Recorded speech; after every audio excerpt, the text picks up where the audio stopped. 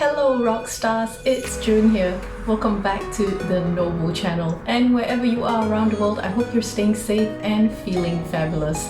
In today's episode, we are going to be traveling back in time, way back in time, when the land was harsh and white, when glaciers covered most of the earth and the continents were much larger.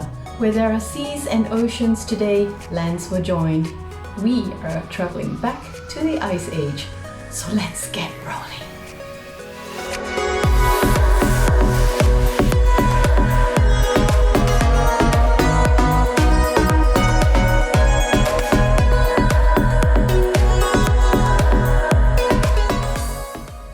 The Game Hunters by Anupa Roy is a historical fiction written for young adults and teens. Now, having said that, you guys know that my reading is not dictated by age group categories. This book is based on research and findings about Asian prehistoric people. We enter the unrelenting ice age of our prehistoric ancestors. In order to survive, one had to wrest food from a land, though stunningly beautiful, but extremely harsh and unforgiving. People lived in tribes guided by their own laws, their customs, their beliefs, and their superstitions. 𝘱𝘰𝘮𝘴 was a teenager living at a time when hunting big game was not only a rite of passage, but it defined your loyalty to your tribe. Failing could mean being ostracized or exiled, and under such harsh conditions, being cast out seriously would diminish one's chance of survival. Here's Anupa Roy reading for you from the book. Hello, I am Anupa Roy, the author of the book The Game Hunters. The Game Hunters is set in the last ice age in Central Asia. Near the Altai Mountains, there was a refuge at that time, even though all around was very cold, and animals came to graze here, and there lived tribes of prehistoric people.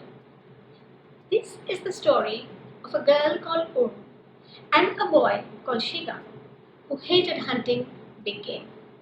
I'm going to read you a little bit from my book. So here goes. 13 people winded their way in single file through the labyrinths. Tribe Mother led the way with Manuk. Bruch followed closely. The hunt maiden brought up the end of the procession with her aunt. All the women carried lamps and the men spears.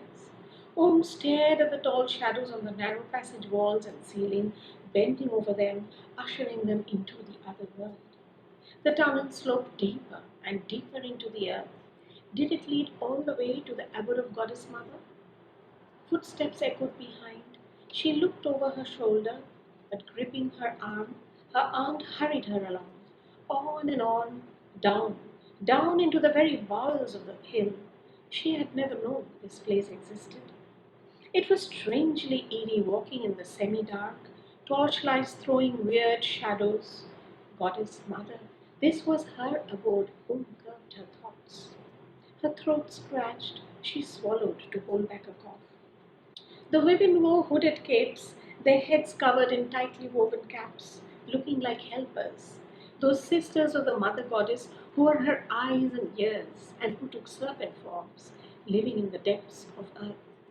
Shivered and glanced at the shadows snaking along with them. The men's faces were painted with the sacred red earth. Her arm began to throb. Loosened it from her aunt's grip, but kept in step. Like shadows of the other world, they walked on. She didn't notice when they had started to chant, but suddenly the sound filled her mind. Had she ever heard anything so beautiful and frightening? At the same time, when the women's voices fell away, the men's rose in crescendo. The sound magnified, rung against the stone walls. Echoes and shadows mingled. Drew in a ragged breath. Were they to walk and chant all night? Suddenly, they stopped, bumping into the woman ahead. The close shadows retreated to the far walls and were barely visible. They were in a wide chamber, and then nearly jumped. In the game Hunters, Anupa does a great job describing the severe and often bleak environment that our prehistoric ancestors had to cope with. Now, food was scarce and people dying of starvation was not exactly rare, but people were people back then as people are people today. When a group of individuals are thrown together either by choice or necessity, you can expect the usual conflicts and alliances.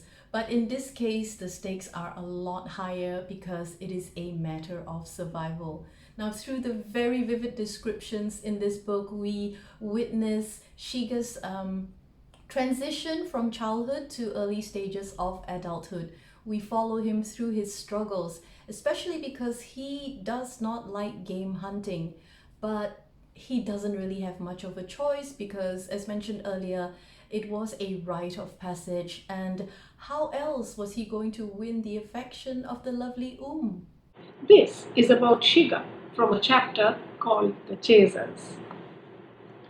The fire was burning low. 𝘱𝘂, sitting in the opening, wished he was inside the makeshift shelter where warm sleeping bodies would keep his teeth from chattering. He threw a few sticks into the fire. His fingers ached. He had the last watch. Soon it would be morning. His head began to droop. Something startled him. Immediately alert, 𝘱𝘂 reached for his spear. He peered into the darkness. 𝘱𝘂's blood froze. A pair of burning embers floated just 3 man-lengths away. 2, 3, 4 pairs. His neck hairs rose. 𝘱𝘂's spear hand readied itself. Slowly he turned his head around. More pairs of the yellow burning embers were scattered in the middle distance. Hyenas, a whole pack. Ever so slowly 𝘱𝘂 reached for a long branch at his side. He shifted it slightly till its other end lay in the fire.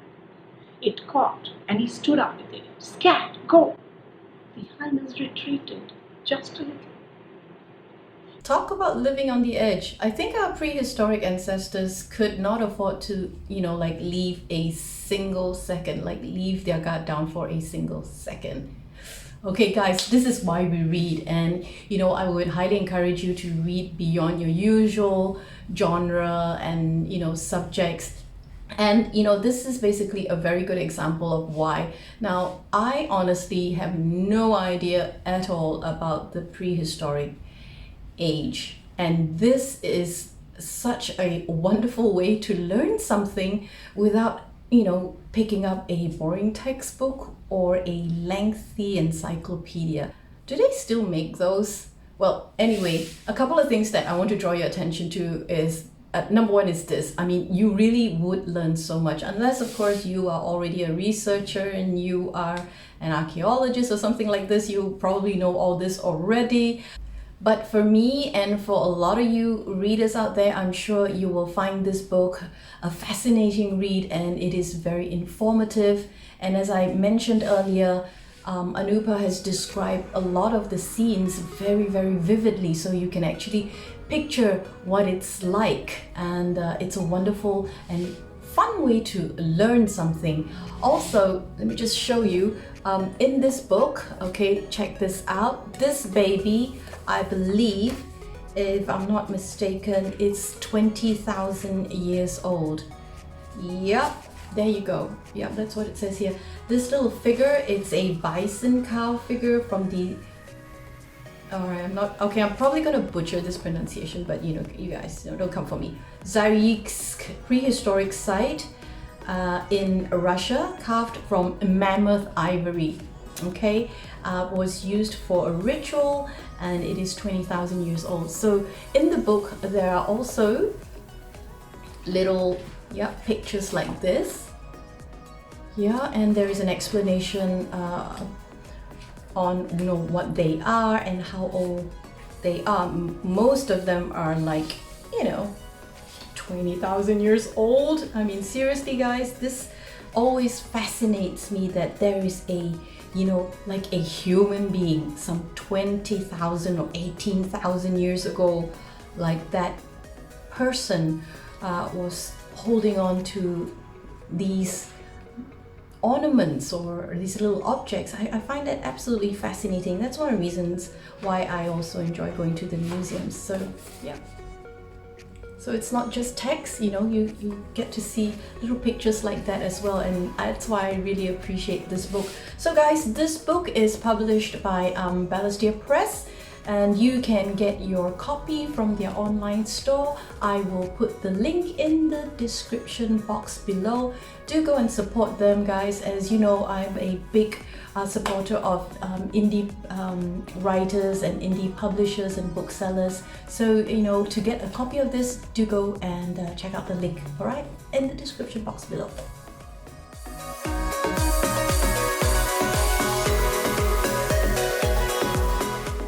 That's all for this episode, guys. Thank you so much for watching. Remember to give us a thumbs up. Be subscribed to the channel if you haven't already. Remember to turn also the notification bell on so you do not miss out on anything. There will be a giveaway coming up really soon. And until I see you again, remember to be kind and be brave, no more. Bye!